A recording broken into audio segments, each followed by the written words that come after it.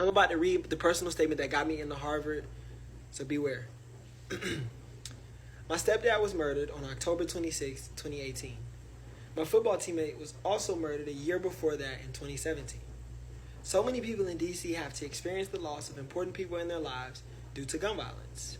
I have peers who were making responsible decisions and thriving in school, but after having someone important to them murdered, they strayed from that path. This, though, prompted me to start Love One, an anti-gun violence clothing line that donates a portion of all sales to a partner organization that buys back guns and turns them into art. At first, I started this company in memory of my teammate and to honor my stepdad. But now, this work means much more. My values are not solely tied to formal leadership roles on the student government, on a football team, or even as a budding social entrepreneur. At the core of all of these experiences remains my immense need and desire to connect to my own sense of self and purpose.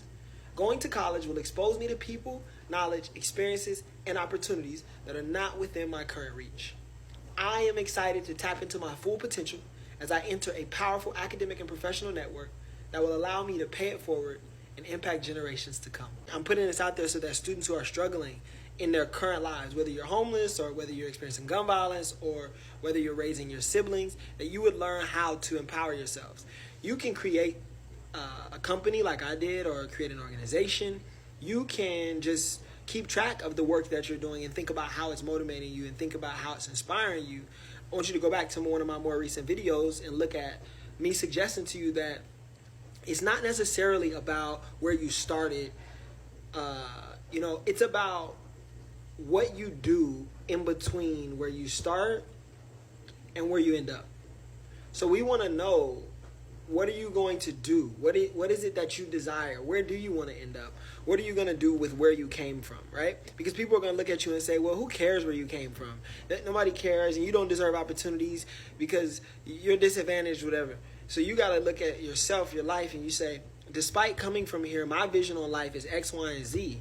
And I know that I'm capable and qualified, because if I could do that in those circumstances, then when I get resources, I know absolutely that I will achieve. It's important that you know that about yourself, guys. I come from nothing. My parents are amazing. They're beautiful people. My family's beautiful. And still, we didn't have many resources. So it's okay for you to be messed up in a messed up situation. It's okay. This is America. This is the world. People are in messed up situations. But I'm still here. And I also was offered by 6 other Ivy League schools, 7 total. So that means that if I can do it, there are other people out there that can do it. You don't have to fall into the box of like the way that Harvard students are supposed to look or the way that Harvard students are supposed to talk. You know what I mean? Then people in the comments be like, why he talk like that and he go to Harvard? Like, I can talk however I want to talk. I can talk like this, I can talk like that.